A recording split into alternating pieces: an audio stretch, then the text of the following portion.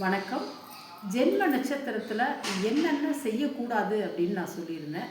சரி, வேறு என்னென்ன செய்யலாம் அப்படின்னு நீங்கள் தெரிஞ்சுக்கிட்டிங்கன்னா உங்களுக்கு ரொம்ப ரொம்ப பயனுள்ளதாக இருக்கும். அதாவது உங்களுடைய ஜென்ம நட்சத்திரம் வர நாளில் உயர் பதவி நம்ம ஏற்றுக்கலாம். அந்த பதவி இன்றைக்கி ஏற்றுக்கணும் அப்படின்னு நினச்சிங்கன்னா அந்த ஜென்ம நட்சத்திர நாளில் ஏற்றிங்கன்னா உங்களுக்கு ரொம்ப ரொம்ப முன்னேற்றமாக இருக்கும். அடுத்தது உயர் கல்வி கற்றுக்கலாம். எந்த நீங்கள் கல்வியை தொடங்கணும், ஒரு கல்வியை பற்றி எந்த ஒரு கோர்ஸ் போகணும் கற்றுக்கணும் அப்படின்னு நினச்சிங்கன்னா அந்த ஜென்ம நட்சத்திரத்தன்னைக்கு நீங்கள் கற்றுக்கிட்டிங்கன்னா ரொம்ப ரொம்ப நல்லது.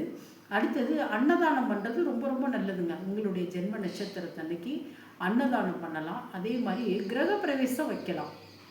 கிரகப்பிரவேசம் வச்சு பால் காய்ச்சி நீங்கள் குடியேறது ரொம்ப ரொம்ப நல்லாயிருக்கும்.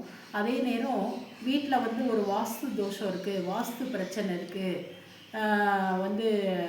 கணபதி ஹோமம் பண்ணணும், ஒரு ஹோமம் பண்ணணும் அப்படின்னு நினச்சிங்கன்னா அந்த ஜென்ம நட்சத்திரத்தன்னைக்கு உங்களுடைய ஜென்ம நட்சத்திரத்தன்னைக்கு அந்த கணபதி ஹோமத்தை நீங்கள் வீட்டில் பண்ணும்போது உங்களுக்கு அருமையான ஒரு நல்ல பிரச்சனை தீரும், வாஸ்து பிரச்சனை தீரும், அருமையாக இருக்கும். அதனால் ஜென்ம நட்சத்திரத்தன்னைக்கு இதெல்லாம் செய்யலாம். உபநயனம் செய்யலாம், கிரகப்பிரவேசம் செய்யலாம், நீங்கள் உயர் பதவி ஏற்கலாம், என்ன கல்வி சம்மந்தப்பட்ட எதாக இருந்தாலும் நீங்கள் மேலே கற்றுக்கலாம், அன்னதானம் பண்ணலாம். இதெல்லாம் ரொம்ப ரொம்ப நல்லது. எனவே ஜென்ம நட்சத்திரத்தன்னைக்கு இதெல்லாம் செய்யுங்க. கோயிலுக்கு நீங்கள் எந்த பொருள் வாங்கி கொடுக்கணும் அப்படின்னு நினச்சாலும் இந்த ஜென்ம நட்சத்திரத்தன்னைக்கு வாங்கி கொடுத்தீங்கன்னா உங்களுக்கு பலன் ரெட்டிப்பாக கிடைக்கும். ரொம்ப ரொம்ப நல்லா இருக்கும். நன்றி.